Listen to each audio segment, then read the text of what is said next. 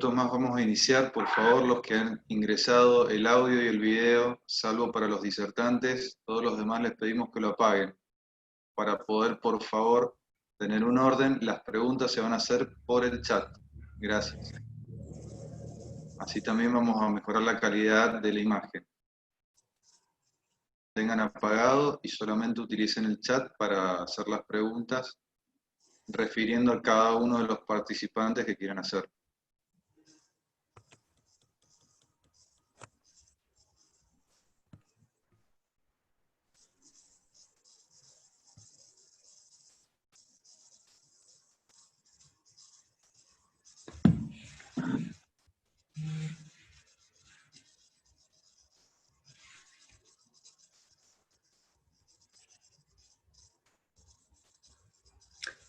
Juan Manuel, ¿cuánta gente está inscrita?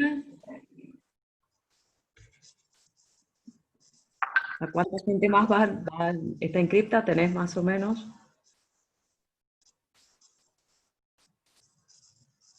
276 era el listado, así que faltan algunos.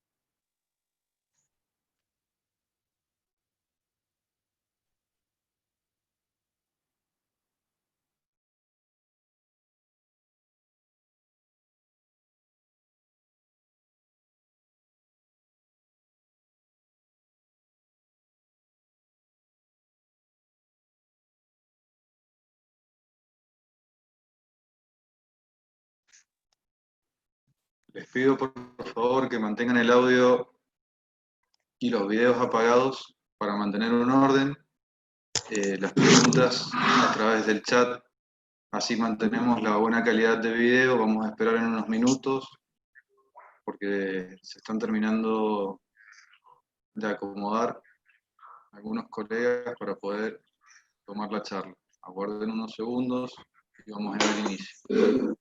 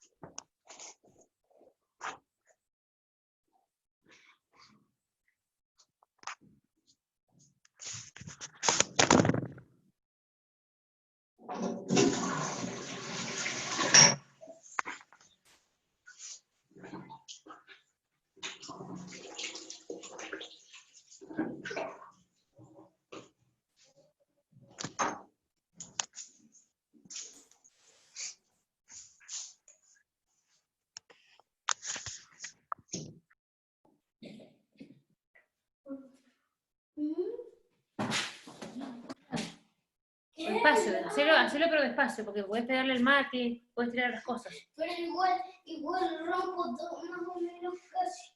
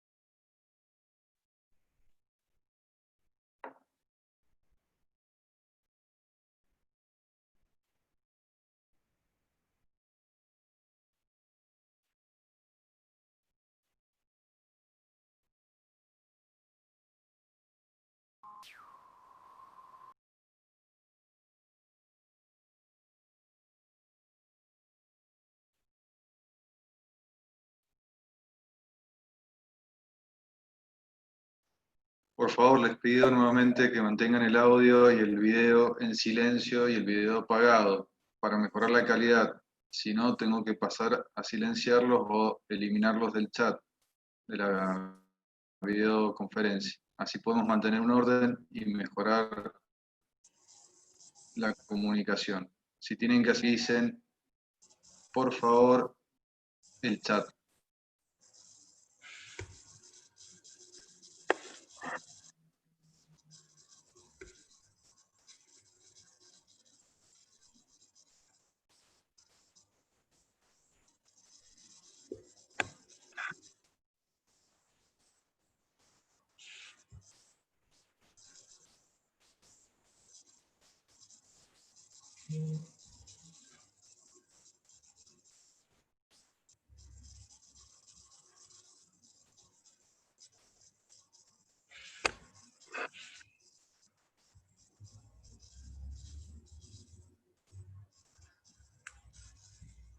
Arranquemos, Juan Manuel, arranquemos. Si te parece, porque ya hay Sí. 211, para no tener a los expositores y a las personas que han entrado en horario. Y Bien. si te Octavio, parece. nuevamente, por favor, tengan apagados los videos y los audios. Así damos inicio a la conferencia organizada por la Comisión de Derecho Comercial y la Empresa. Octavio. Sí, gracias Juan Manuel. Va a darnos la bienvenida la doctora Disparte, presidenta del Colegio de Abogados, así que la escuchamos, por favor. Bueno, buenas tardes. Yo soy Andrea Disparte, la presidenta del Colegio de Abogados y Procuradores de la Primera Circunscripción Judicial. Quiero darles la bienvenida a todos los asistentes a esta jornada taller organizada por la Comisión. Le doy las gracias también a los organizadores, al doctor Billy, Juan Manuel Alvarado y a la doctora Grosso, y especialmente les doy la bienvenida a los expositores, el doctor Miguel Pérez Walde y la doctora Juliana Acevedo. Gracias por acompañarnos, gracias por enseñarnos y ayudarnos, bueno, a que debatamos y veamos los distintos temas que nos tocan vivir en esta pandemia dentro del derecho. Hoy es el tema de las suspensiones, un tema tan discutido y que tanta preocupación tiene por el lado de la empresa y por el lado del trabajador, sobre todo por el lado del trabajador. Les doy la bienvenida, espero que tengan una excelente jornada. Saben que las puertas del colegio están abiertas hoy de esta forma, a lo mejor mañana de otra, pero lo que podamos hacer por este medio y lo que nos sirva para capacitarnos, todo lo que sirva para capacitarnos está a disposición de ustedes. Gracias a los moderadores, gracias a los expositores y a todos los que han venido de la provincia y por lo que veo en el chat también que nos acompañan del país. Muchísimas gracias y Octavio, te cedo la palabra. Buenas tardes. Bueno, muchas gracias, Andrea. Yo quería darle la bienvenida a todos los que se han conectado, agradecerles por estar, agradecerle especialmente a Miguel y a Juliana por este gesto de generosidad que han tenido de compartir con nosotros un poco su experiencia sobre estos temas que realmente nos tienen preocupados a la mayoría, y en especial también a Juan Manuel Alvarado y a Gladys Grosso, que fueron los dos emprendedores de esta charla y que fueron los que pusieron todo para que la pudiéramos hacer. Así que yo no tengo mucho más para decirles, los voy a dejar en manos de Juan Manuel y de Gladys, que les van a presentar a nuestros expositores, que van a hacer un pequeño resumen de sus currículum, ya que son bastante extensos. Así que, por favor, Juan Manuel.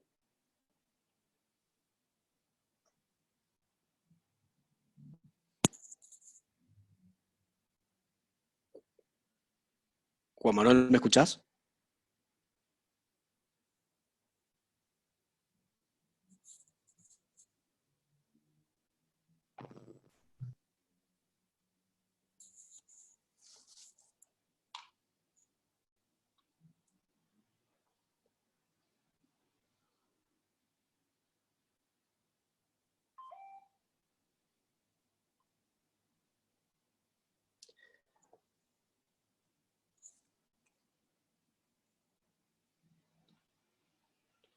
Bueno, voy a hacer yo la presentación por ahora de Miguel Pérez Walde. Miguel actualmente se desarrolla o cumple la función de el coordinador o director del área de jurídicas de la Delegación de Mendoza del Ministerio de Trabajo y Empleo de la Nación. Es además profesor universitario y tiene una vasta experiencia en el campo del derecho laboral, tanto privado como público. Nos acompaña hoy, nos va a hablar del ámbito nacional respecto a las suspensiones del artículo 223 bis de la Ley de Contrato de Trabajo en época de pandemia. Le paso la posta a Gladys, que nos va a presentar a Juliana Acevedo, a la doctora. ¿Sí, Gladys, me escuchás? Hola, ¿qué tal? Buenas tardes para todos. Gracias por conectarse. Desde acá vamos a hacer la presentación de la doctora Juliana Acevedo, que como bien decía Octavio, ha tenido la generosidad de aceptar venir a instruirnos un poquito de todas estas cuestiones que se han ido presentando de un modo un poco inesperado. Bien, haciendo un breve relato de lo que es el currículum de la doctora Acevedo. Ella ha sido apoderada y procuradora judicial de la provincia de Mendoza y del ente de fondos residuales de los bancos de Mendoza y de previsión social en el sector de concursos y quiebras. También ejerce la profesión de forma independiente en su estudio propio, especializado en derecho laboral y en derecho comercial, concursos y quiebras.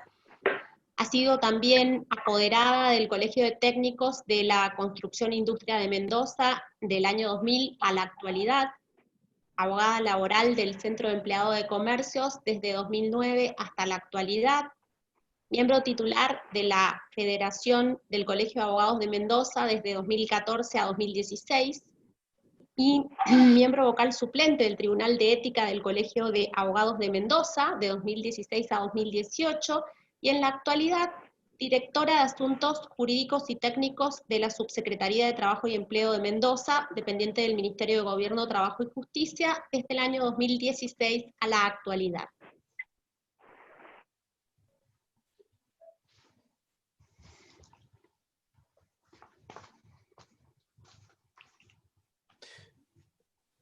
Bien, vamos a dar comienzo entonces a las disertaciones, así que, doctor Pérez Walde, lo escuchamos atentamente. Bueno, buenas tardes para todos. En primer lugar, quiero agradecer a la presidenta del colegio por las palabras, también a la Comisión de Derecho Comercial y de Empresa, ¿no es cierto?, del Colegio de Abogados, y especialmente al doctor Juan Manuel, que fue el que nos convenció para llevar esto adelante.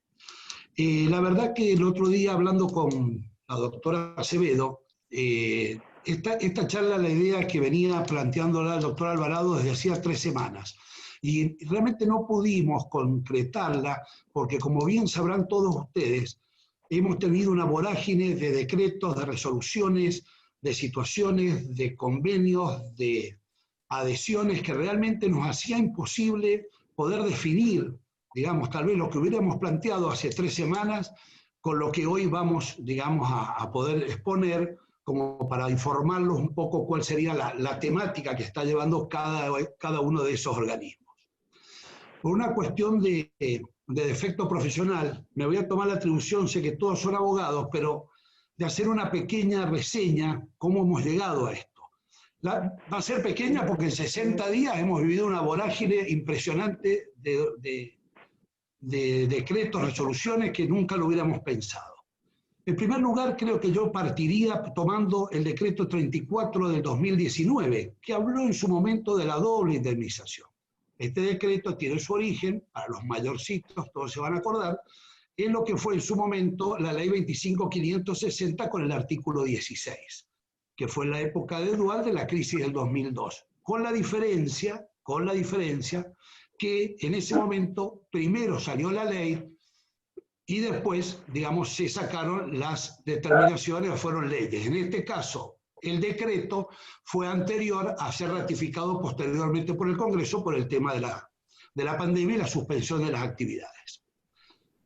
Creo que este decreto, recordemos que el día lunes, este decreto tiene vencimiento 180 días, con lo cual vamos a llegar al mes de agosto aproximadamente con esta situación, que me parece importante resaltarla porque en cierta manera después se nos va a juntar, por decirlo de alguna manera, con lo que vamos a tratar de 223 bis. Vamos al decreto 329 concretamente, que fue el 31 de marzo de este año, en el cual se determina la prohibición de los despidos, que justamente este lunes 18 por el decreto 487 se ha prorrogado por 60 días más, con lo cual nos vamos a extender también hasta el mes de agosto por lo menos. Bien, ¿qué nos dijo este decreto? No quiero apabullarlos con números, pero lamentablemente en algunos tengo que mencionarlos porque si no, no nos vamos a ubicar. Este decreto claramente nos dijo que se dispuso el aislamiento social preventivo y obligatorio, en general para todo el país, para toda la población. En este caso, esto alcanzó a lo que hacían las relaciones laborales del país. ¿Cómo sale este decreto? ¿En qué se basa el decreto? En primer lugar, se basa en la Constitución Nacional, el artículo 14 bis. Toma como referencia, ¿no es cierto?, en sus fundamentos, este artículo de la Constitución por el hecho de la protección específicamente que habla del trabajo en sus diversas formas. En segundo lugar, hace mención que a mí esto me parece muy importante, que habla concretamente de las normas de la Organización Internacional del Trabajo y el coronavirus. En el día 23 de marzo de este año, la organización saca, ¿no es cierto?, una recomendación diciendo que le pide a todos los miembros que recuerden lo que fue la recomendación 166, la número 166, si la buscan la van a encontrar, que ya en ese momento le pedía a todos los estados parte y a todos pidiéndole específicamente que debían tratar de evitar o limitar en todo lo posible la terminación de las relaciones laborales, ya sea por motivos económicos, tecnológicos, estructurales. En ese momento no hablaba puntualmente de lo que nos ocurriría a partir del año 2020. Este decreto, en otra parte fundamental, habla concretamente que se prohíben las suspensiones por las causales de fuerza mayor o falta de disminución de trabajo por el plazo de 60 días, contado a partir de la fecha de publicación en el boletín oficial. Y además dice que quedan exceptuadas en esta prohibición las suspensiones efectuadas en los términos del artículo 223 bis de la Ley de Contrato de Trabajo. Aquí aparece el 223 bis. ¿Qué es lo que me parece también hacer una reseña? En el mes de abril, el 27 de abril, hay una reunión tripartita para consensuar las medidas que tendían a sostener el trabajo.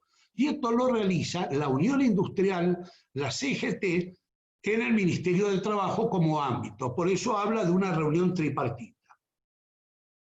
En esta reunión se determina un acuerdo del cual yo voy a resaltar algunos puntos fundamentales, que me parece, vuelvo a insistir, creo que tal vez dentro de unos meses, y veo que hay varios magistrados que se han conectado, van a tener mucho trabajo respecto a esto que estamos, digamos, viendo en este momento y lo que está ocurriendo. Bien, primer punto a resaltar, en el acuerdo, en la reunión tripartita, los empleadores deben abonar una prestación no remunerativa por una compensación que no podrá ser inferior al 75%. ¿Está? Punto siguiente, dice, se debe cumplir todos los requisitos del artículo 223 bis, homologándolo en forma automática, dice. Llamativamente, en ese momento dice en forma automática. Seguimos adelante. Dice que no podrán ser incluidos en este beneficio los trabajadores que se encuentren excluidos, ya sea enfermedades, ya sea por edad, como el caso nuestro, que hemos pasado los 60, con lo cual también hace, ¿no es cierto?, una aclaración en el acuerdo. Después, otro punto fundamental, habla de la mantención de la dotación. Quiere decir que al momento del dictado del decreto deben mantenerse las dotaciones de las empresas a los efectos de preservar esto que estamos hablando del trabajo.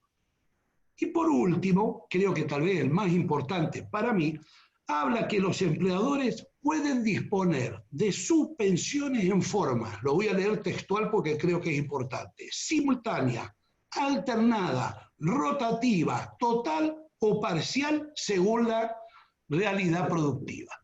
¿Por qué me parece importante? Porque si nosotros tomamos como referencia, ya sea el decreto 265 del 2002, llámese procedimiento de crisis, no es estas las condiciones son otras. Aquí no estamos hablando ni de asignaciones familiares, no estamos hablando de antigüedad, no estamos hablando de nada. Acá estamos hablando alternada, rotativa, total, parcial, simultánea. Con lo cual no es un detalle menor. Bien, vamos al 223 bis. El 223 bis fue dictado en 1996 por la ley 24700 y acá el artículo, brevemente voy a resaltar lo más importante, nos habla de que se consideran prestaciones no remunerativas las asignaciones en dinero que se entreguen en compensación, ya sea cuando se fundaran las causales de falta o disminución de trabajo, no imputable al empleador o fuerza mayor debidamente probada. Y dice, pactadas individual o colectivamente. Y posteriormente dice, homologadas por la autoridad de aplicación, conforme a las normas legales vigentes establecidas, donde hace la aclaración que se tributará en lo establecido a las leyes que hace a la 23660 y la 23661. Bien, ahora desde el punto de vista del Ministerio de Trabajo de la Nación, nosotros dividimos en cierta manera lo que sería estas suspensiones del personal convencionado, el personal que normalmente actúa dentro de lo que sería un convenio colectivo de una actividad determinada. Y por otro lado, se nos aparece, en este caso, con esta crisis y esta realidad, nos van a aparecer todo ese personal que está fuera de convenio, que es muy común por ahí en las grandes empresas, que también hoy es una preocupación, más que todo, me imagino para la comisión esta que son de comercial y empresa, qué es lo que pueden hacer respecto a ese personal que no está dentro del convenio colectivo. Bien, nosotros entendemos que la autoridad administrativa del trabajo, es decir, del ministerio, como Ministerio de Trabajo, hace muchos años que homologa, realiza acuerdos, paritarias, conflictos, suspensiones, podemos poner ejemplos clarísimos como puede ser lo que hace a la parte mecánica en Córdoba. Ustedes saben, todos los años se producen suspensiones, se van concertando y se van, digamos, realizando todo este tipo de acuerdos. Pero el problema ¿cuál es? Para nosotros, los que no, digamos la naturaleza de este beneficio que nos está dando el artículo 223, tiene dos problemas respecto a lo que podría ocurrir si no estuvieran homologados.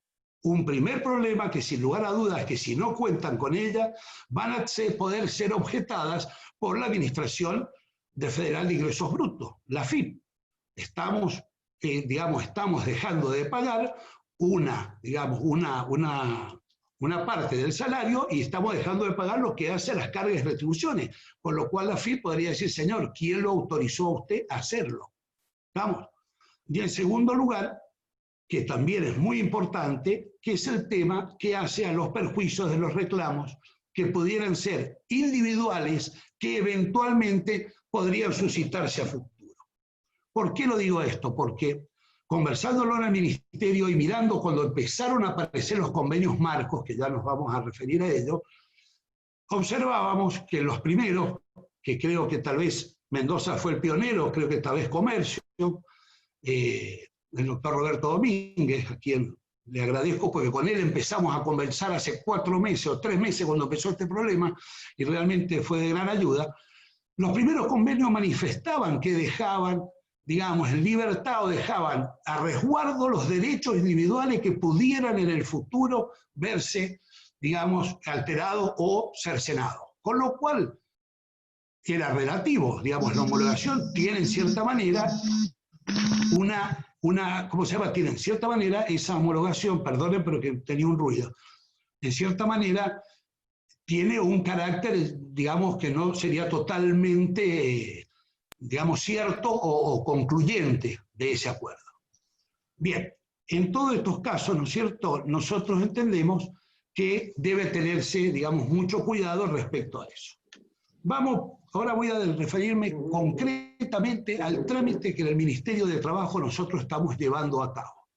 Esto lo hemos conversado con la doctora Acevedo, con quien no me cabe la menor duda que hace 60 días está internada dentro de la Subsecretaría de Trabajo, porque es por lo menos la única que la vemos siempre que está ahí, aparte, por supuesto, de su secretaria. Bien, el trámite que nosotros planteamos, yo se los digo ahora, después se lo podemos acercar, se puede hacer perfectamente en forma online con un mail. El mail es muy fácil, es mesa-de-entrada@trabajo.gov.ar. Es el mail del Ministerio de Trabajo de la Nación. Y en su caso, que tuvieran algún impedimento, lo pueden hacer a través de at-mendoza@trabajo.gov.ar, que sería la agencia territorial donde trabajamos nosotros ahí, acá en la calle Eusebio Blanco. En esos dos mails, digamos, ustedes tendrían que enviar lo que yo ahora les voy a detallar, cuáles son los requisitos que nosotros les solicitamos a las empresas para la presentación del pedido. En primer lugar, tiene que venir una nota de adhesión, de la cual debe ser dirigida a la Directora Nacional de Relaciones del Trabajo, ¿no es cierto?, al Ministerio de Trabajo, y acá viene uno de los primeros requisitos. Como bien lo aclaré yo, nosotros estamos recibiendo todas aquellas presentaciones que están adhiriendo a un convenio marco, a un convenio de que ya han firmado las federaciones con las cámaras propias de la actividad. Entonces, ese número debe ir sin lugar a duda para hacer, digamos, más fácil y la referencia a qué es lo que se están, digamos, están solicitando sobre lo que ya se había firmado. Por eso, detallamos el convenio marco. Segundo, vamos a detallar, por supuesto, los datos de la empresa, su quit, su ubicación, su domicilio y, digamos, y todo lo demás. Deberá acreditar la personería, quien sea la autoridad, que en este caso se presente por parte de la empresa, ya sea con copia de, ¿cómo se llama?, de un acta de designación de autoridades, eso para acompañarlo. Bien, vamos ahora a lo que sigue. Otro punto importante, la dotación del personal. La dotación del personal se debe acompañar en su totalidad. Deben ir todos los... En esto quiero ser claro. Lo que estamos recibiendo es una planilla donde sale el nombre y apellido del trabajador, sale su documento, sale su puesto o función, y en otro margen sale si va a estar suspendido o no, digamos, si está incluido en el pedido. ¿Se entiende? Si yo tengo 50 trabajadores, por ahí lo que estoy pidiendo es para 20 trabajadores, los que hace una empresa, por ejemplo, el tema ventas o el tema de atención al público, que hoy está cerrada, entonces yo igual mando la nómina de todos y digo, estos son los trabajadores que van a estar suspendidos durante 60 días con los beneficios del 223 bis. Bien, otro punto importante. Deben acompañar la situación financiera y la cantidad de trabajadores que hablábamos. La cantidad de trabajadores es muy sencillo. Se acompaña un 931, que es el último que han tenido del mes de marzo, sobre el cual también les van a controlar que la dotación se mantenga, y la situación financiera se acompaña un informe con carácter de declaración jurada, en el cual van a hacer una comparación de los ingresos del mes marzo, digamos, del mes de marzo-abril 2019 a los ingresos del mes de marzo-abril 2020, con el cual claramente va a saltar, digamos, que los ingresos han sido totalmente, digamos, bajos respecto a lo que fue el año pasado. Bien, ¿cuál va a ser la duración? Yo acá, en estos puntos que voy a hablar ahora, yo me he tomado el trabajo de analizar algunos convenios marcos. Les aclaro que eso está a disposición de todos, los pueden leer. Pero me pareció importante resaltar algunos, los más importantes. Por ejemplo, la duración en general, como les dije a ustedes, el acuerdo tripartito que se firmó de la CGT con las cámaras, determinó 60 días. Quiere decir que, por ejemplo, la Unión Obrera de la Construcción firmó por 60 días. Empleado de Comercio firmó por 60 días. Pero, por ejemplo, la Unión Obrera Metalúrgica firmó por 120 días. Firmó por encima de lo que habían determinado. Con respecto a, digamos, que en este plazo, ¿qué es lo que realmente se va a abonar? Se van a abonar las contribuciones patronales destinadas al sistema de obra social y al Fondo Solidario de Retribución.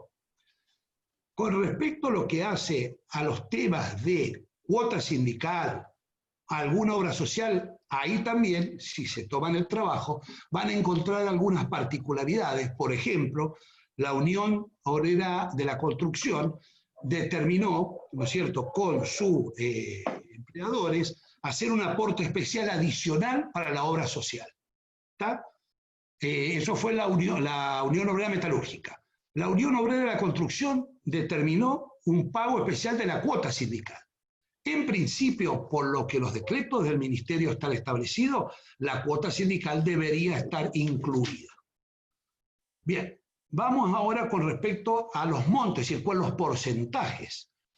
Con respecto a los porcentajes, todo esto se estableció que iba a ser el 75%.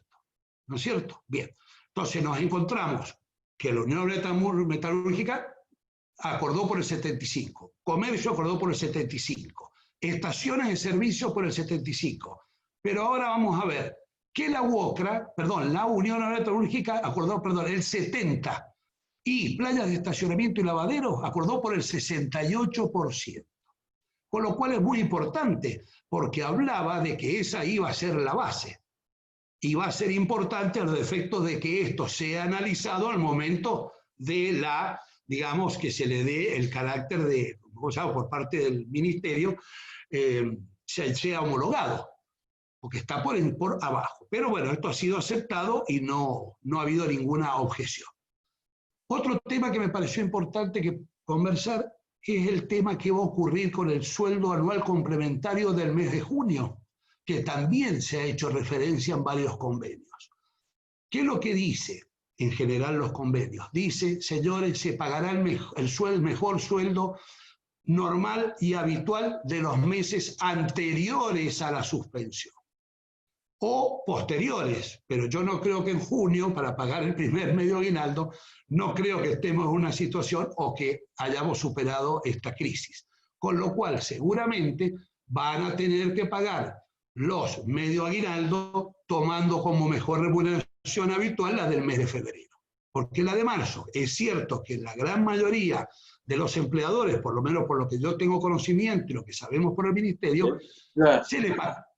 Se pagó a todos el mes de marzo, pero entiendo que me parece que lo más justo y general va a ser febrero.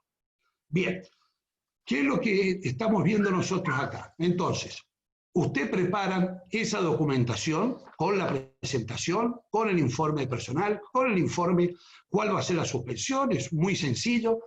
Esto va en un solo archivo, el cual se envía con la referencia del acuerdo marco. Si estos, que es lo que aclara en la normativa, si estos se encontraran, digamos, ya sea ajustado en su totalidad a lo que el acuerdo marco que se firmó, a lo que el decreto y el 323 bis establece y, digamos, se cumple con todos esos digamos, porcentajes, plazos, personal excluido y lo demás, esto tendría que tener una homologación digamos, en una forma muy rápida, sin ningún inconveniente. También aclara que si este superara, digamos que si hubiera descuentos, hubiera una retención más favorable al trabajador, por ejemplo, que se le pague el 80 o el 90%, dice también las instrucciones de la resolución que esto será casi en forma automática. Bien, lo que yo entiendo acá es que esa sería nuestra metodología para el ministerio. Tal vez en esto la doctora Acevedo va a tener que detallar un poco más, la subsecretaría ha tomado otros recaudos, pero creo que el problema es como yo lo aclaré. Nosotros trabajamos sobre un acuerdo marco, nosotros trabajamos con las federaciones de los sindicales y las federaciones de las entidades gremiales que ellas mismas constatan con sus seccionales, con lo cual no necesito que me vayan, digamos, a presentar el aval del sindicato, ni que me acompañen todas las firmas. Pero acá yo, poco para terminar, y no quiero extenderme mucho, la idea es que hagan las preguntas que ustedes consideren, haría una recomendación final a las empresas. Después de hacer la presentación, acompañar, yo no descartaría que la nómina de trabajadores a los cuales se les ha dado, digamos, o se les ha aplicado el 223 bis, yo haría como resguardo, tomaría con un escribano la, digamos, certificación de firma. Yo haría a esos empleados que cuando firmaron la planilla que yo mandé, o no la firmaron, porque no es necesario que vaya firmada, pero yo como empresa le haría hacer certificar la firma. Porque creo que esta situación va a dejar, como bien lo estoy manifestando y ustedes lo estarán viendo, deja abierto muchas posibilidades de reclamos posteriores. Bueno, esa era un poco la idea. Después que hable la doctora, con todo gusto responderé las preguntas. Gracias.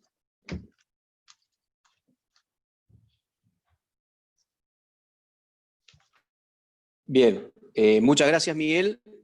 Muy claro. Así que ahora le vamos a pasar la palabra a la doctora Juliana Acevedo para que nos comente los temas que tenía para hoy. Juliana. Bueno, ¿qué tal? Buenas tardes a todos. Muy buena convocatoria ha tenido el colegio, lo cual agradezco enormemente porque ha desbordado mi teléfono y los teléfonos de la subsecretaría también con el tema de la suspensión del 223. Agradezco a la Comisión de Derecho Comercial y de Empresas la convocatoria y bueno, y a las autoridades del colegio en tomar estas iniciativas que entre todos podemos ir solucionando, y como dijo Miguel recién, el doctor Pérez Walde, esto es un andamiaje que lo vamos a ir formando entre todos los abogados, entre todos los jueces. Nadie creo que en este momento pueda decir esto es así o asá, porque sería una imprudencia, y lo único que tratamos, quienes hoy estamos en el ejercicio de la administración laboral, por lo menos a nivel provincial, es tratar de proteger tanto los intereses del colectivo trabajador como también de la parte empleadora, y en esto sí se le otorga una entidad suficiente también a las entidades sindicales, se les otorga una importancia trascendente a las entidades sindicales. Después de escuchar al doctor Pérez Walde, normativamente creo que está muy claro. La norma del artículo 223 realmente es una norma que muy pocos de nosotros la hemos aplicado. Creo que muy pocos colegas han aplicado esta normativa. Recién ha venido yo tuve conocimiento de un primer acuerdo luego de la sanción del decreto, del dictado del decreto 34, que lo presenta una empresa de Plastic Omnium Automotive les voy a decir ya, con UTEDIC lo hace el Colegio de Escribanos de la provincia de Buenos Aires, pero son todos convenios que se firman después del decreto 34 y antes de toda la emergencia sanitaria. Son los primeros convenios marcos que se empiezan a ver por el 223 bis.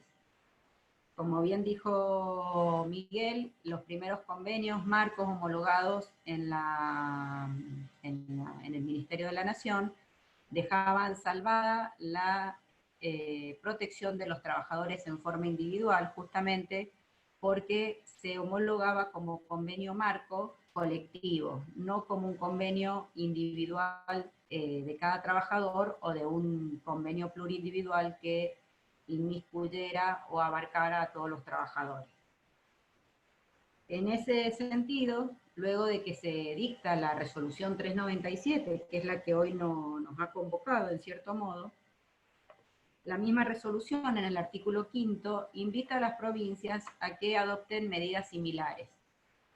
Y en esto estuvo muy preciso el pensamiento o la razón del subsecretario y en este caso de quien les habla, de que la representación sindical que invocan las entidades o asociaciones sindicales en los convenios marco no abarca la representación individual de los trabajadores. Esto lo dice claramente el decreto 468 del año 88 en su artículo 22, que para poder el sindicato tener la representación individual de los trabajadores necesita el consentimiento escrito emitido por el trabajador. Y eso nos llevó a nosotros a formular la resolución 3372 de fecha 7 de mayo, por la cual nosotros, además de los requisitos generales que estableció el Ministerio, agregamos la ratificación de los trabajadores ante la Autoridad Administrativa del Trabajo, en este caso ante la Subsecretaría de Trabajo y Empleo de la Nación. En cierto modo, ¿por qué? Porque justamente queríamos darle también seguridad a la parte empleadora de que luego de esta ratificación personal de todos los trabajadores no hubiera sorpresas con reclamos por esa diferencia de lo que se abonara entre el piso establecido por esa resolución o por ese acuerdo tripartito o los distintos convenios marcos si fueran superiores. Entonces, en ese sentido se nos ocurrió, se estableció la ratificación personal, que obviamente la toma la autoridad administrativa provincial, y cada trabajador que esté inmiscuido en una suspensión va a tener que ratificar personalmente ese acuerdo privado, contractual de suspensión. Y en esto también me voy a referir al sentido que tiene el artículo 223, que quizás el doctor Pérez Walde lo ha relacionado más dentro de, y el Ministerio, de hecho, entiendo que lo ha legislado o normado dentro del ámbito del procedimiento de crisis de empresa, porque recordemos que en febrero el Ministerio dicta la resolución 101, en donde le quita todo tipo de competencias a las administraciones provinciales en los procedimientos preventivos de crisis de empresa cuyas medidas pudieran alterar disminuir el erario público o donde pudiera estar comprometido el erario público. Y en esa resolución y en el afán de centralizar el Ministerio los procedimientos de crisis, cuando lo van a reglamentar, más que nada no reglamentar, sino a establecer el instructivo de presentación o de tramitación, muy por la ventana se incorpora el 223. Y en eso Miguel no me va a dejar mentir, de que en el instructivo solapadamente se establecía el 223 bis.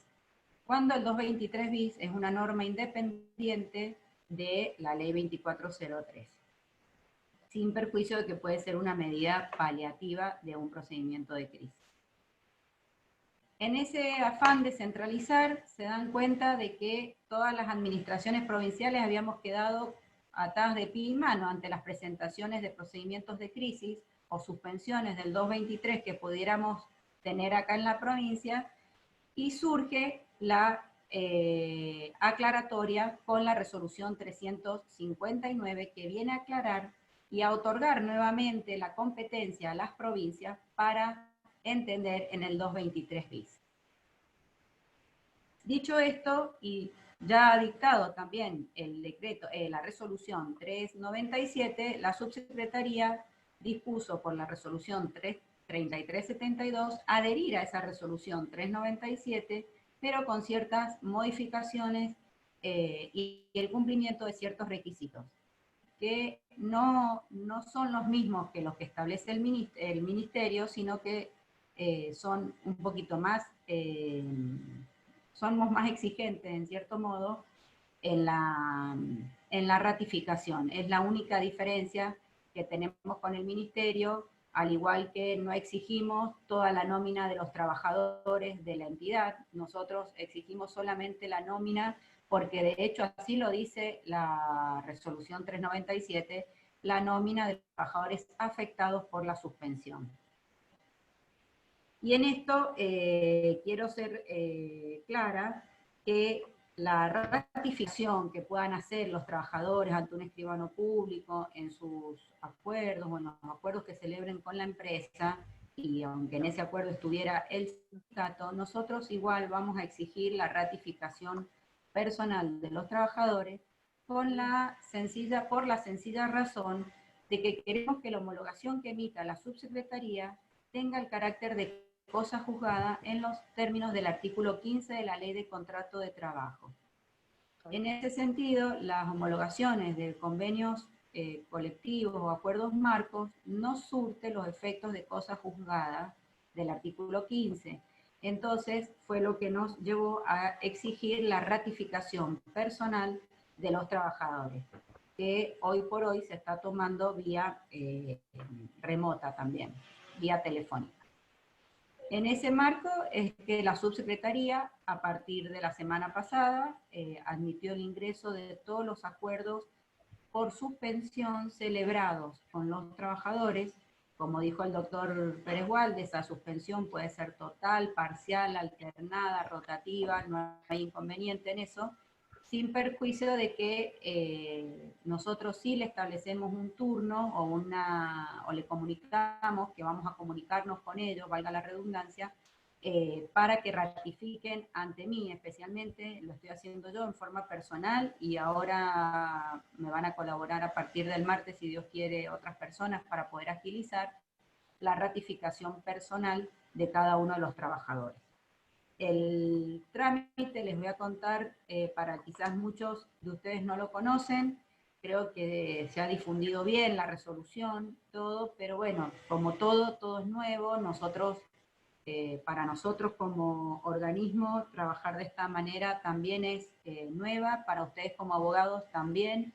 Sé que entre todos estamos poniendo la mejor voluntad y lo ha demostrado el éxito que ha tenido, y en esto lo digo con total humildad, la reinstalación o la refuncionalización de la Oficina de Conciliación Laboral Obligatoria, como también de acuerdos espontáneos, que estimábamos que no íbamos a lograr el objetivo querido y sin embargo lo hemos superado. Y todo gracias a la colaboración de los colegas que con muy buena predisposición han aceptado esta modalidad, y ni hablo de los conciliadores que han puesto lo mejor de ellos para poder tratar de sacar esto adelante. Así que bueno, el procedimiento en sí de la subsecretaría es una presentación como si fuera un acuerdo espontáneo. En realidad, nosotros al acuerdo del artículo 223 bis lo vemos como una convención privada, no lo vemos como una convención referida a un procedimiento de crisis. Para nosotros entra en el marco de la buena fe, en el marco de la colaboración, de la autonomía de la voluntad de las partes. En ese marco, como de derecho privado, es que nosotros hemos enmarcado el artículo 223 bis. Y en esto también me aparto de los pisos que ha establecido, o del sentido de establecer de los pisos del ministerio, porque va a haber muchas empresas, en esto no nos adelantamos, si se quiere, en que va a haber muchas empresas, muchas pymes, muchos sujetos individuales de la actividad empleadora o de la parte empleadora, unipersonales, que no pueden afrontar el pago del 75%.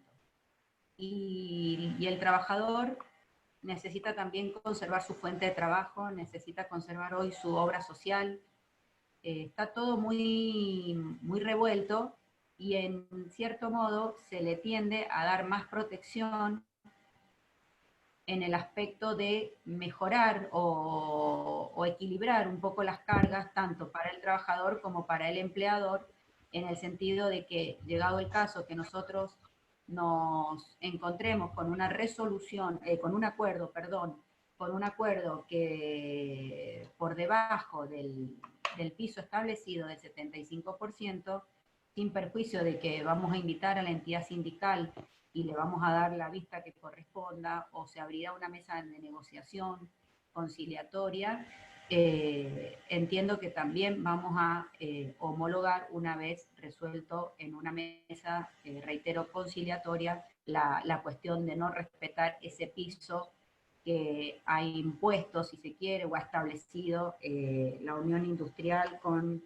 la CGT y el gobierno.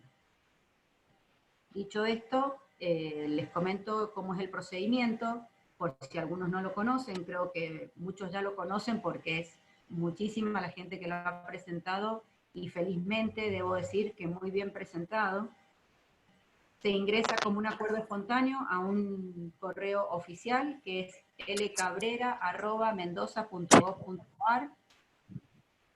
Ese acuerdo tiene que venir suscripto, puede estar suscripto por el empleador, por la empresa, y el sindicato puede estar suscripto solo por la empresa.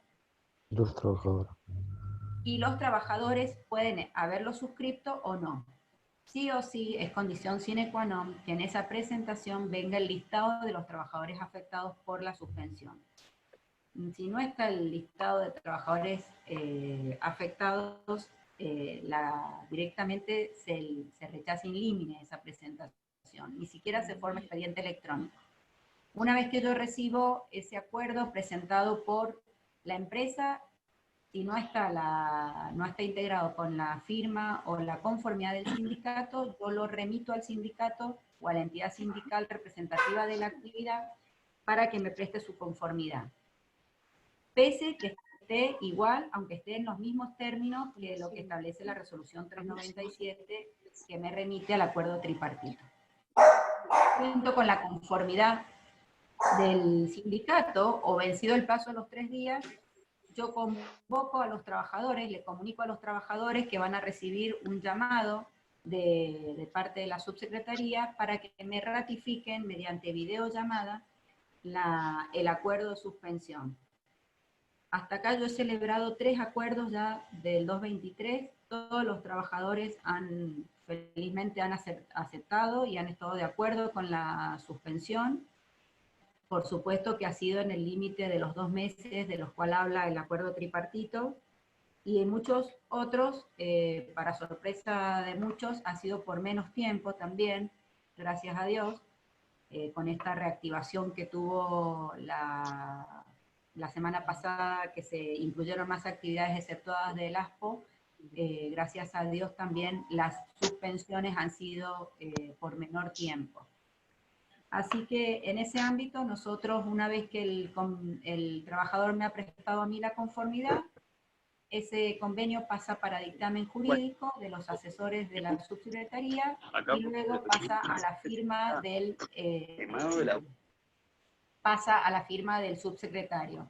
El subsecretario ha delegado en mí la firma de las homologaciones también de estos acuerdos, así que es indistinto que los pueda firmar o el subsecretario o yo como directora de asuntos jurídicos. Ese es en sí el procedimiento. También otra diferencia que tenemos con el ministerio, que nosotros cobramos los códigos de homologación, que como todos saben es el código 441, y los códigos por certificación de firma, que lo equiparo al llamado personal que hacemos desde la subsecretaría con cada uno de los trabajadores, que es el código 442. En el único caso en que nosotros no exigimos el código 442, es en los casos en que el convenio haya venido ya firmado y certificado por escribano público. En esos casos el código 442 por cada trabajador no va a ser requerido para la presentación para la homologación, porque también hemos timido del pago de los códigos en las primeras presentaciones, porque la Bolsa de Comercio y la Subsecretaría, que son las que emiten los códigos, han estado inhabilitados para venderlos. Dicho esto, ese es el procedimiento. En el marco de ciertos acuerdos, como dijo Miguel, no solo se ha establecido el 3% de obra social y el 2% de aporte al sindicato o de cuota sindical, sino que también se han establecido otros adicionales. Y en muchos acuerdos también debo decirles que se han incluido no solamente el básico, sino también el básico, los aumentos paritarios que estaban previstos para esta época y los adicionales de convenio. Yo, en cierto modo, me refiero a varios convenios que tienen adicionales importantes. Todos esos adicionales en muchos acuerdos marcos que he ido leyendo han sido incluidos, así que eso también nosotros como abogados laboralistas o los abogados laboralistas que estén acá en la reunión deberán tenerlo presente, que los montos netos a los que nos vamos a circunscribir nosotros cuando homologuemos van a ser los devengados por el mes de la suspensión con todos los aumentos paritarios que hubieran habido en esa oportunidad. Y por supuesto, de acuerdo a siempre y cuando circunscribiéndonos a los acuerdos marcos que hayan establecido en la actividad. Sin alejarnos de ello, nosotros esa homologación va a ser dictada por el organismo. También me quería referir a los trabajadores fuera de convenio. Una aclaración que les quiero hacer en la presentación del 223, de los acuerdos del 223, que como saben nosotros exigimos el patrocinio jurídico obligatorio en los acuerdos espontáneos en general. En el artículo 223 lo hemos eximido del patrocinio letrado porque entendemos que esa representación por el artículo 10 de nuestra subsecretaría, de nuestra ley que crea la subsecretaría de Trabajo, estaría suplida por la representación sindical. Y además, en pos de también abaratar un poco los costos a las empresas, el tema del patrocinio obligatorio en este tipo de suspensiones. Dicho esto, me voy a referir a los trabajadores fuera de convenio, en donde no tenemos representación sindical. Muchas empresas nos han informado igual qué actividad es la que, o qué convenio es el que rige en la empresa. En base a en ese acuerdo marco o a los porcentajes que haya establecido ese acuerdo marco, nosotros vamos a homologar al personal que está fuera de convenio, respetando esos pisos. Y en esos casos sí vamos a exigir el patrocinio jurídico obligatorio para los trabajadores ante la ausencia de la representación sindical en los acuerdos de los trabajadores fuera de convenio. Esas son las aclaraciones o requisitos más típicos de de la tramitación vía remota que tenemos en la Subsecretaría de Trabajo. Entiendo que no hay mucho más para explayarnos sobre este tema, y bueno, y entre todos iremos creando doctrina y jurisprudencia por el 223 bis, que creo que la va a haber y con creces en estos momentos tan agitados que está viviendo no solo nuestra querida Argentina, sino también el mundo en general. Desde ya, muchas gracias, y estamos a la espera de sus devoluciones y de sus inquietudes para los que han intervenido o que han sido invitados a esta reunión. Muy amables, muchas gracias.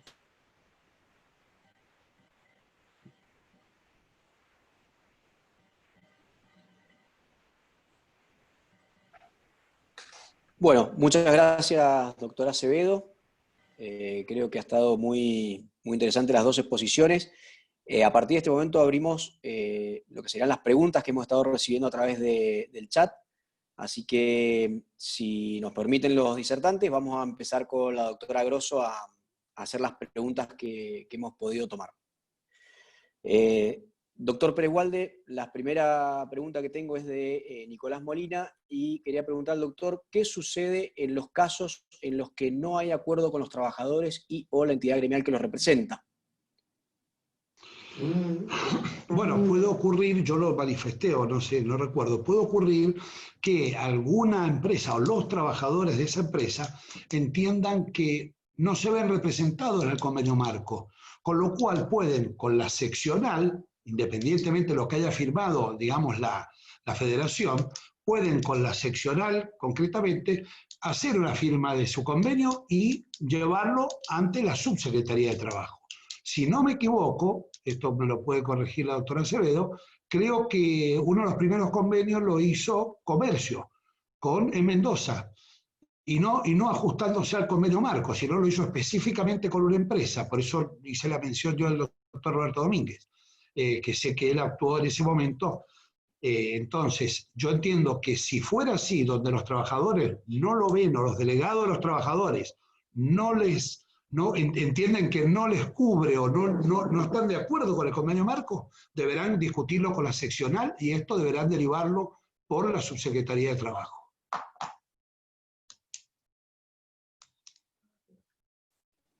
Bien. Otra pregunta de la doctora María Rosana Cerdán, que nos pregunta si es viable el procedimiento de homologación por la página web de trámites a distancia.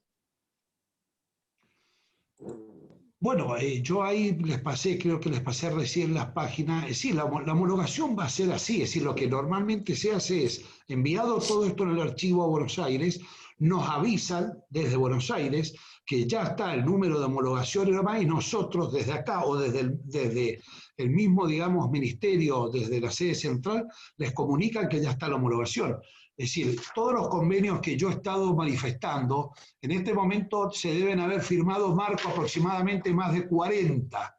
En este momento, para dar un ejemplo, puedo mencionar construcción, comercio, deportivos y civiles, obreros, bueno, mecánicos, vigiladores, textiles, calzado, mecánico, petrolero, bueno, por dar algunos ejemplos. Estos convenios, al momento de salir la homologación, les son comunicados directamente tanto a la empresa como a la entidad, aunque la entidad sindical se va a enterar por medio de su federación.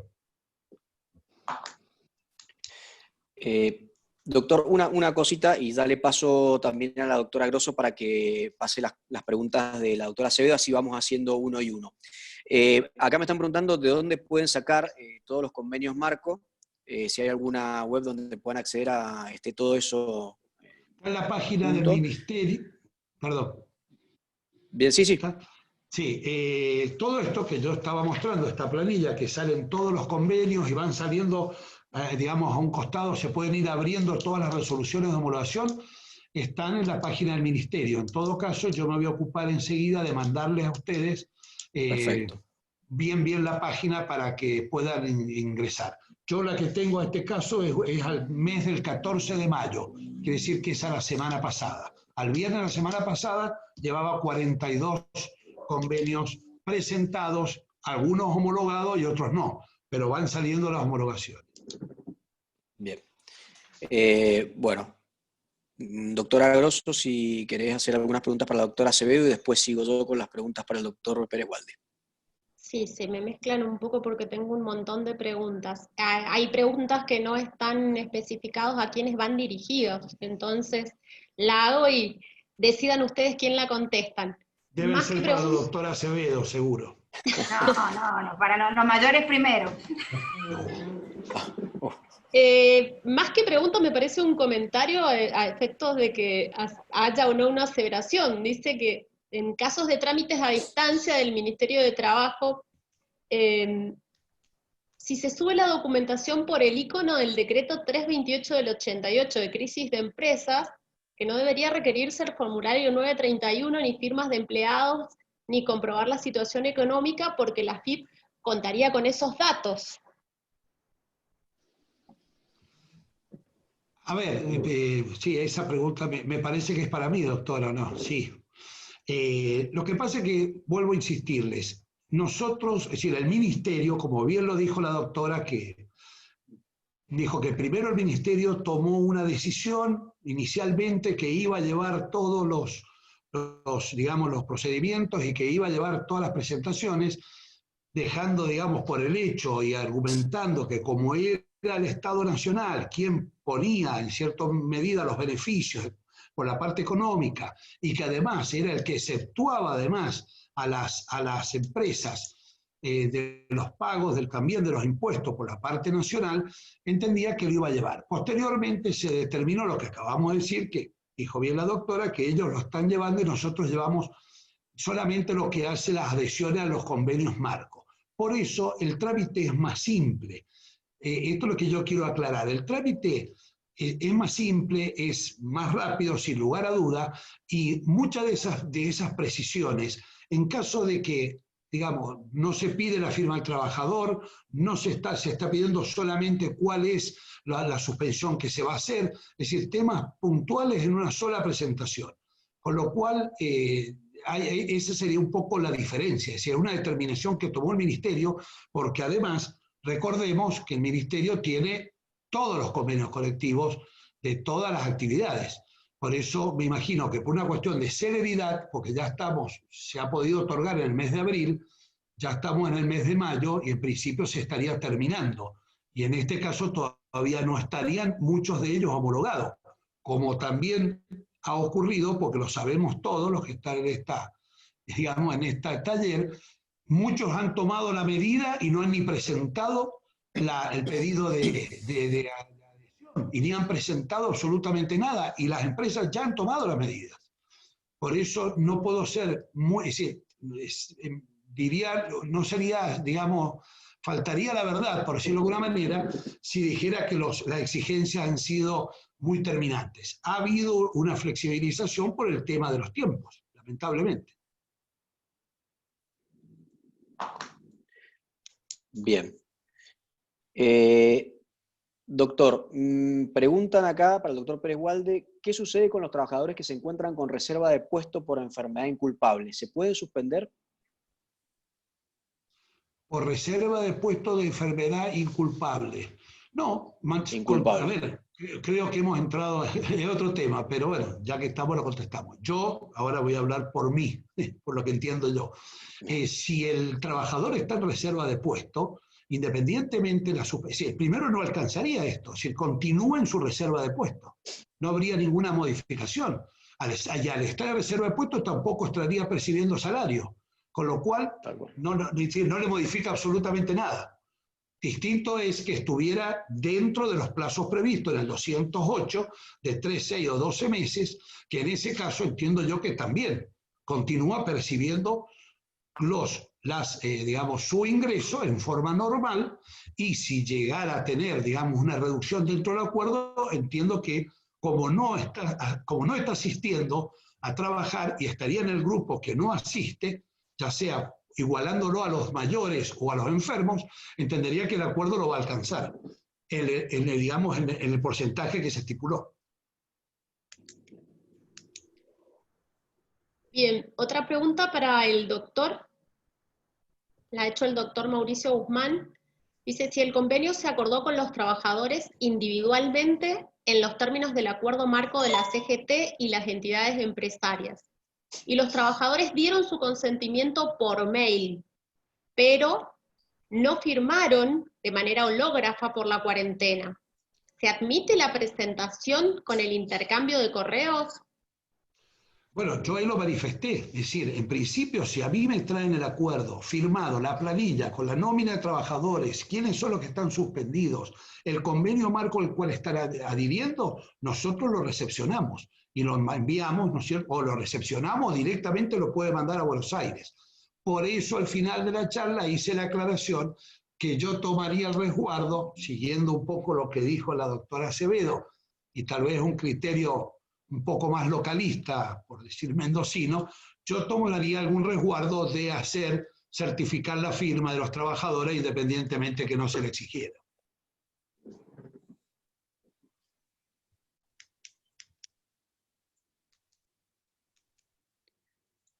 Bien. Nos preguntan acá, doctor, por un tema interesante que es el tema del periodo de prueba. ¿Qué sucede con los trabajadores que son despedidos durante el periodo de prueba en este contexto, ¿sí? Con la situación que se está viviendo? ¿Sí? ¿Se puede despedir a esta gente que se encuentra con el periodo de prueba libremente o cómo queda? Yo creo que sería, en este caso lo pueden ver en la pantalla, está conectado el doctor Julio Gómez. ¿Por qué hago referencia? Porque la segunda Cámara del Trabajo sacó un fallo hace pocos días sobre un tema similar. Habló, es decir, le hizo lugar, es decir, más que todo a la restitución por una autosatisfactiva que se presentó, que debía restituirse ese trabajador del que había estado o comunicado que estaba despedido del periodo de prueba.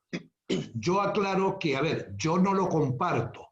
Yo entiendo que para mí no es así, pero por supuesto que la Cámara lo entendió. Que también tengo la suerte de conocerlo, bueno, el doctor Gómez somos compañeros en la cátedra. Creo que este caso fue un caso especial donde era un ingeniero, donde había tenido presentación de antecedentes, es decir, no era un periodo de prueba para aprobar a un empleado de comercio o un empleado de la construcción para saber si sabía juntar ladrillo o si sabía vender. Era un ingeniero que había sido tomado por una empresa, no vamos a decir el nombre, pero ya todos lo saben, una empresa de Mendoza, vitivinícola, donde se entendería que esa persona no tenía que probar nada. Por ese lado yo puedo darle, digamos, la derecha al fallo de la Cámara. No sé si los abogados van a apelar a la Corte, pero esa es mi opinión, ¿no? Una pregunta para la doctora Acevedo. ¿El artículo 223 bis de la LCT se aplica al servicio doméstico? La ley 26844 establece que todo lo que no esté previamente legislado en la ley, supletoriamente se aplica a la ley de contrato de trabajo, por lo cual entiendo que todo lo que no está legislado en ese estatuto particular puede ser, digamos, enrolado en el 223 bis. Sí, perfectamente.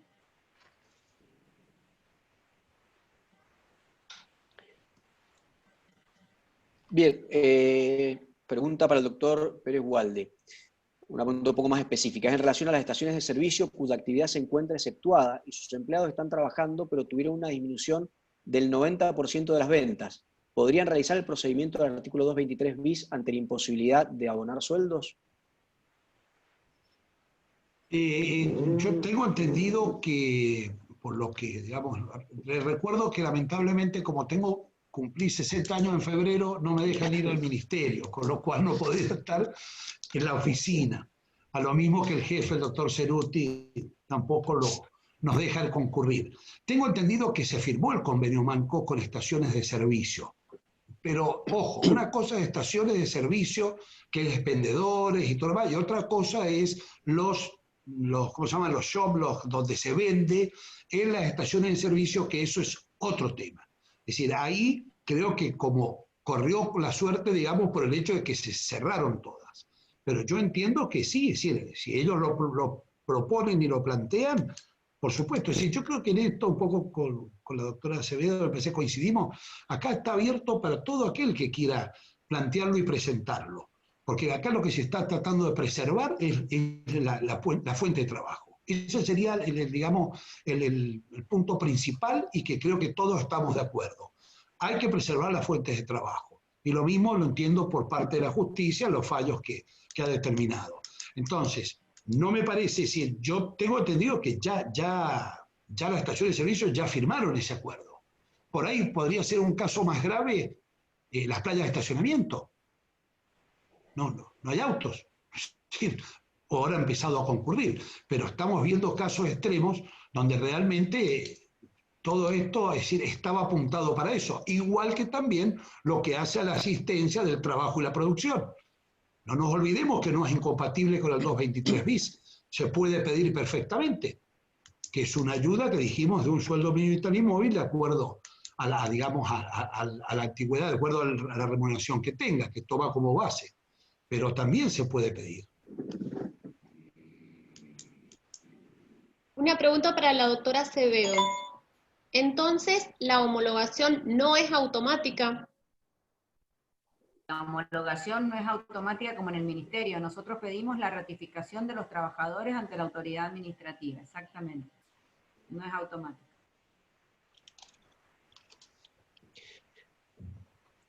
Bien, doctor Pérez Gualde, acá pregunta el doctor Civit, dice, si un sindicato se opone a cualquier reducción salarial a pesar de que la actividad esté suspendida al 100%, ¿puede hacerse sin el consentimiento de dicho sindicato? Por ejemplo, con el consentimiento de un trabajador con patrocinio. A ver, la pregunta, a ver si la entiendo bien. Es decir, algún trabajador que no está de acuerdo con el convenio y tampoco está de acuerdo con, es decir, digamos, con lo que está proponiendo su sindicato. Es decir, la pregunta sería si lo puede hacer individualmente por afuera. ¿Esa es la pregunta? Exactamente. Entiendo que sí, que si un sindicato se opone a un acuerdo, aunque sea una actividad que esté suspendida al 100%, si ese acuerdo puede hacerse individualmente con uno o varios trabajadores que estén de acuerdo en la suspensión. Yo entiendo, creo que acá la veo a la doctora Acevedo que asiente con la cabeza. Sí, es decir, es más, creo que tendría que presentarlo a la subsecretaría. Lo que pasa es que acá hay un tema interesante que por ahí no lo tocamos. Si yo no adhiero, digamos, no adhiero, por ejemplo, a este caso y no llego a un acuerdo, vamos al procedimiento de crisis. Ojo, que el 223 bis podrá ser una herramienta para finalizar el procedimiento de crisis. No lo descarta. Guarda con eso, ¿eh? ¿Se entiende lo que digo? No sé, y la doctora Acevedo parece que lo entiende. Es decir, si yo, en este caso, que no lo sintieran, que no estuvieran de acuerdo, que no se diera, bueno, señores, vamos por el procedimiento de crisis. Exactamente.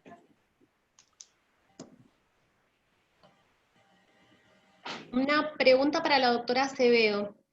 ¿Qué sucede cuando se presenta un acuerdo en los términos del 223 bis, pero en el mismo, a pesar de que existe conformidad del trabajador, no se alcanza el piso del 75%? ¿Se lo va a homologar igual? Si está la conformidad de cada uno de los trabajadores, como les dijimos y como acaba de decir recién Miguel, si está la conformidad de los trabajadores, es una contratación que queda en el marco de la autonomía y la voluntad del empleado con su empleador. En eso yo creo que no hay inconveniente. Sin perjuicio de ello, como recién explicábamos, le vamos a dar vista al sindicato, y aunque el sindicato se oponga, si el trabajador está de acuerdo con esa merma a la baja del convenio acuerdo, del acuerdo marco, nosotros entiendo que lo vamos a homologar porque es la libre autonomía de las partes. Esto es como la suspensión o una reducción de jornada horaria. Mucha gente en la interpretación de que la suspensión 223 tenía que ser total, empezó a aplicar convenios particulares de reducción de jornada. La suspensión puede ser parcial también. Yo puedo estar suspendido media jornada y habilitado a trabajar normalmente la otra media jornada. Entonces, todo esto es una contratación privada que, por supuesto, siempre que no se viole el orden público laboral, va a ser homologada y tendrá que ser homologada, y después, bueno, ya el trabajador quedará atado de pie y manos para reclamar cualquier diferencia porque ha estado perfectamente asesorado.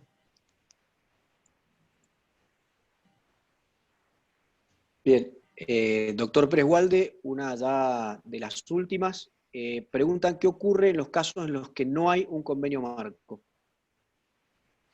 Bueno, justamente lo que estábamos hablando, en este caso, para nosotros, Ministerio de Trabajo de la Nación, digamos, al no tener ese convenio marco, tendrá que ver con la seccional o con el sindicato la representación que tenga la provincia de Mendoza y hacer la presentación con la doctora Acevedo.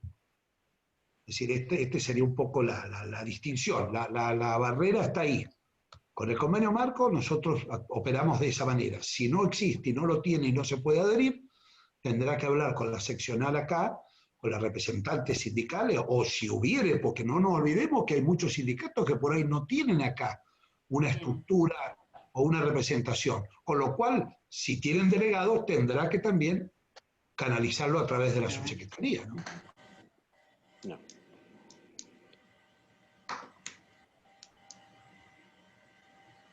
Una pregunta para la doctora Acevedo. ¿Cómo juega el principio de irrenunciabilidad de los derechos del trabajador en este tipo de acuerdos? Las empresas se enfrentan a esta problemática porque se firman acuerdos de buena fe con trabajadores y después ellos invocan estos principios en un proceso o un reclamo posterior, más allá de que la homologación implique cosa juzgada. Bueno, creo que esta respuesta la va a brindar en su momento el aparato jurisdiccional. Nosotros advertimos o tomamos todas las herramientas posibles para que las partes se sientan seguras en sus decisiones al ir con patrocinio jurídico del trabajador y luego la empresa verse sorprendida ante ese reclamo de la irrenunciabilidad. Recuerden que los derechos o las condiciones contractuales de cada trabajador en su contrato pueden ser modificados si es voluntad del trabajador hacerlo. Si ese trabajador ha ido voluntariamente a la subsecretaría a renunciar a una parte, en este caso salarial, o a una condición, si habláramos del jus variandi, no veo cuál es el sentido, no vería tampoco la posibilidad de que una sentencia le pudiera salir favorable en ese aspecto. En esto, como les dije durante mi exposición, acá las convenciones son privadas y justamente la autoridad del trabajo está para bregar que no se viole el orden público laboral. Ahora, que si las partes o el trabajador, en este caso la parte más sensible de la relación, está de acuerdo con bajar su condición o sus prerrogativas y lo manifiesta ante la autoridad administrativa del trabajo, al igual que una renuncia que nos manifiesta a nosotros, esa renuncia o esa merma por la cual él está contratando es válida y surte los efectos de cosa juzgada. Y con mayor razón, muy difícil será la posibilidad de revertir esa homologación o esa resolución homologatoria luego de la reforma del Código Procesal Laboral, en donde, y de la ley, la implementación de la ley 8990, en donde el artículo 21 de la ley 8990, que creó las oficinas de conciliación laboral obligatoria, establece que la única apelación será viable, o el recurso de apelación es viable cuando la voluntad del trabajador haya sido viciada. Y en ninguno de estos casos, con los resguardos que se toman en la subsecretaría, creo que no se encuentra viciada ninguna voluntad del trabajador si se cumplen con los requisitos o resguardos que exigimos en la subsecretaría, ¿no?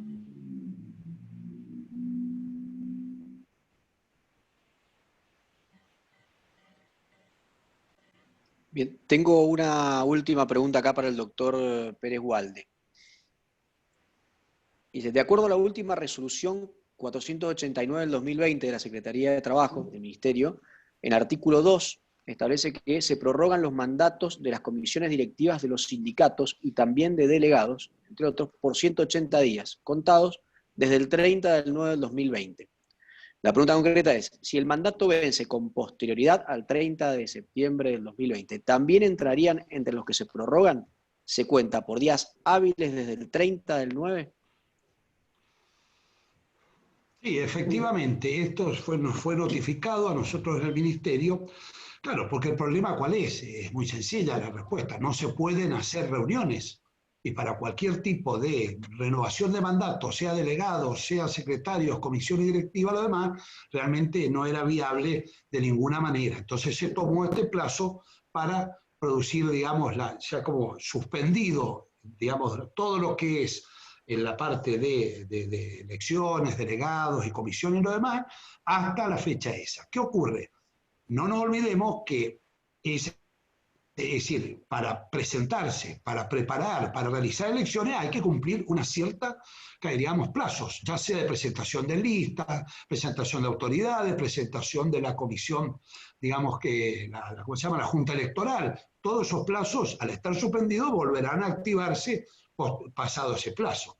Esto sería un poco... Nosotros tuvimos un caso justamente consultado con el señor subsecretario, hace poco, donde los trabajadores pedían justamente una elección, y bueno, y el problema es, por la vía que el Ministerio tiene, por la 23.551, no es posible realizar nada hasta esa fecha.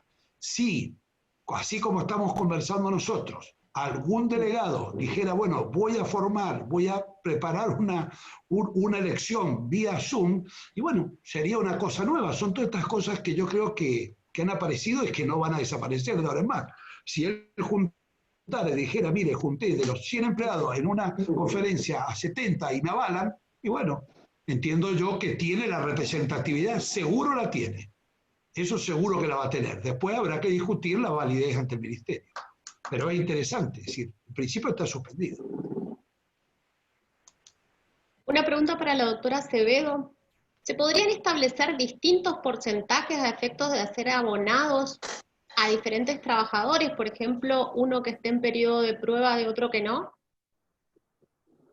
Esto rige la autonomía de la voluntad. Yo entiendo que si las partes están, o sea, el trabajador que firma por menos, eventualmente va a tener la posibilidad de, digamos, de solicitar o de demandar por un hecho discriminatorio.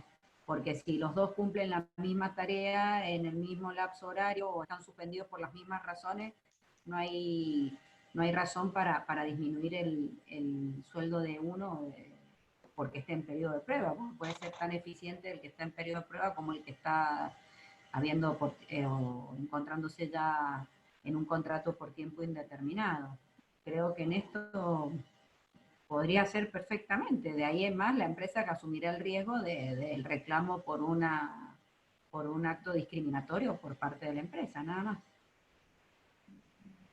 Sí, doctora, ¿podría aclarar? Porque hay varias preguntas que no las he hecho, pero porque en realidad podría aclarar si es que es factible este tipo de acuerdo si el trabajador no está de acuerdo o firma en disconformidad. Si firma en disconformidad el acuerdo de suspensión, estamos hablando, doctora. El trabajador puede no prestar su conformidad. Y respecto de ese trabajador, ese acuerdo no va a surtir los efectos de cosa juzgada, porque él ya no ha manifestado su conformidad. La empresa quedará con un trabajador no conforme y no homologará respecto a ese trabajador. Él no le va a poder ser oponible la sentencia o la resolución homologatoria que dicte la subsecretaría.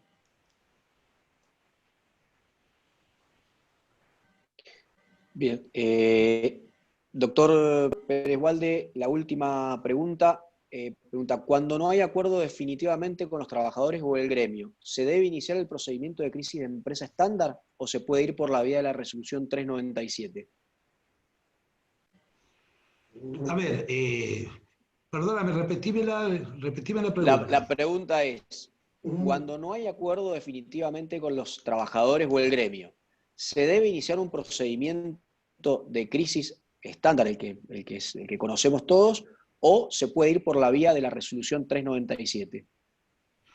Yo entiendo que como un poco como lo que dijimos recién, entiendo que tendría que irse por el procedimiento de crisis. Yo lo entiendo así. Digamos, no creo que haya otra vía. Es decir, más en estas circunstancias y en este momento. Además, yo creo que no se ha dado, ojo, tal vez estas preguntas no conozco todavía ninguno que se haya opuesto o que haya habido una oposición. Y en esto quiero resaltar, si alguien ha sido totalmente flexible, esto han sido las entidades sindicales. Ojo, estamos hablando entre colegas abogados y abogados de empresa. No hay que, realmente hay que rescatar y resaltar la predisposición que han tenido los sindicatos, sin lugar a duda, porque realmente si no, no se podría haber llegado a esto. Que hay imperfecciones, que hay detalles, con lo cual me parece que el tema, es decir, no, yo no conozco ninguno que haya quedado fuera de un acuerdo, y que haya entrado además, o haya continuado, o haya solicitado todo lo que es el procedimiento de crisis respecto a los, ¿cómo se llama?, a las convocatorias, a los plazos, a todo lo demás. No tengo conocimiento y no sé si la subsecretaría tiene algún caso. Nosotros en la subsecretaría hemos tenido muchas presentaciones de procedimientos preventivos de crisis de empresa y justamente con la advertencia de la resolución 101, como una medida de mejor proveer, tomamos una audiencia conciliatoria previa para luego ya derivar al ministerio. En esas conciliaciones estamos con muchas empresas en tratativas, especialmente con el sector hotelero, que es una actividad totalmente nula, en donde por supuesto que alcanzar el 75% o las expectativas de los sindicatos es un costo muy alto para las empresas. Estamos en negociación. Hace poco hemos cerrado muy cerca con el 75% en un hotel de renombrado prestigio acá en Mendoza, y bueno, con todos los éxitos, pero por menos todavía no hemos logrado o no nos han presentado un acuerdo que vaya a la baja. Y si va a la baja con la anuencia del sindicato, qué mejor, y qué mejor que entre todos, y en esto no sé si quedan más preguntas o no, doctora Grosso, para mí o para el doctor Pérez Walde, como para dejar un mensaje, ya que acá estamos inmiscuidos tanto abogados laborales, abogados de empresas, los jueces y nosotros como funcionarios con Miguel. El diálogo social es esencial según no solo los criterios razonables de razonabilidad o lógica jurídica que nos impone hoy la situación, sino también que es la manda de la OIT. Esto, sin un diálogo social entre el sector empresario, el sector sindical y el Estado, es imposible de remediar. La crisis es grande, es abundante. Por ahora todavía no estamos viendo las consecuencias que esto va a traer. Recién ahora estamos en los primeros pasos de reaperturas y de todos los convenios y acuerdos que van a hacer los empleados con las empresas y que nosotros no vamos ni a pispear siquiera, como dijo el doctor Pérez Walde. La cantidad de empresas que nosotros hemos conocido, que yo en mi actividad conozco y que han pasado a suspender al personal porque realmente se les hace imposible alcanzar esos porcentajes. Y yo reitero, esto es una cuestión de diálogo y de autonomía de voz. Si las partes, con tal de preservar el trabajo, aceptan a la baja la suspensión, en buena hora que podamos salir todos juntos en esto, socios en la emergencia, por todas las aristas, ¿no? Y por todos los involucrados o actores involucrados. Así que está bueno este tipo de reuniones para que entre todos podamos flexibilizar lo más posible y sobre todo movernos con la buena fe, que es lo fundamental. En las resoluciones que hemos sacado de la subsecretaría, y lo pueden decir acá los colegas que están dentro del ámbito de la subsecretaría como conciliadores o que permanentemente están con nosotros, la impronta de estas resoluciones que sacó la subsecretaría para trabajar por esta vía y creo que lo mismo ha sido a nivel ministerial, y están los considerando de todas las resoluciones y de todos los decretos de necesidad y urgencia dictados por el Poder Ejecutivo. La buena fe pasa a ser, hoy por hoy, el pilar fundamental de toda la normativa y de la sociedad en su conjunto. Así que entiendo, y creo que en eso Miguel me va a comprender, me va a dar la razón, de que esto lo hacemos entre todos, no lo hace ni los vivos de los trabajadores, ni los vivos de los sindicatos, ni los vivos de los empresarios, esto lo hacemos entre todos. ¿No es cierto, Miguel? ¿O no? Sí, sí, sí, sin lugar a dudas, comparto plenamente, y yo por eso un poco cuando hablaba decir acá, si no hay buena fe, no hay solidaridad, y además una cosa que también yo lo agrego, no es mío, vuelvo a insistir, es del doctor Domínguez, creatividad, es decir, hubo que pensar a ver cómo se podía salir con esto, porque no era fácil. Ante un sindicalismo que es duro, tuvo que dejar, y un empresariado que entiende por ahí que siempre está perdiendo o siempre está en desventaja, no hubo forma. Y como diría un jurista, pariente mío, que me enseñó, nunca, si no se puede pedir, digamos, un chancho gordo y que pese poco. Con lo cual, más vale que todos nos acomodemos a las circunstancias. Yo quería hacer una última pregunta a ambos, porque me parece que es importante, sobre todo para los colegas que ejercen la profesión y que manejamos siempre plazos. ¿Qué plazos se estarían manejando para las homologaciones de las que hemos estado hablando? El ministerio, por lo menos por lo que nosotros estamos recibiendo, están saliendo bastante rápido, porque estamos hablando de adhesiones, es decir, en cierta manera tendría que ser algo muy raro o que esté muy fuera de las bases que se estipularon a nivel tripartito. Por eso te diría que las homologaciones, es decir, en una semana yo he visto que están saliendo y nos están mandando permanentemente. Es decir, no hay demora, es siempre que sea dentro de lo normal y tomando como base el acuerdo marco. Y nosotros en Mendoza, los acuerdos, bueno, los que más personal tiene afectado, yo estoy bastante demorada con ellos, pero las suspensiones, los acuerdos por suspensión que tienen hasta 10 trabajadores, yo por lo menos ya están pasados para dictaminar, así que calculamos que la semana que viene ya van a salir las 2 primeras homologaciones de acuerdos por suspensión. Bueno, con esto creo que ya podemos dar por finalizada este evento. No tengo más que agradecimientos tanto para Miguel como para Juliana, que han sido muy generosos en compartir con nosotros todo esto. Creo que ha sido bastante clarificador, sobre todo para todos aquellos abogados que ejercen efectivamente y que tenían un montón de dudas acerca de cómo nos íbamos a tener que mover en esta situación completamente atípica. Así que, Miguel, Juliana, muchísimas gracias. Gracias a todos los participantes por haberse quedado hasta el final. Hemos tenido una concurrencia ejemplar. Así que, desde ya, quedan todos invitados a acercarse al colegio, a participar de las comisiones que se encuentran activas por estos medios. Así que, bueno, nada más que agregar. Muchísimas gracias y bueno, esperemos vernos pronto en vivo y en directo. Muy bien, bueno, muchas gracias. Muchas gracias a ustedes. Muchas Gracias. gracias. Gracias.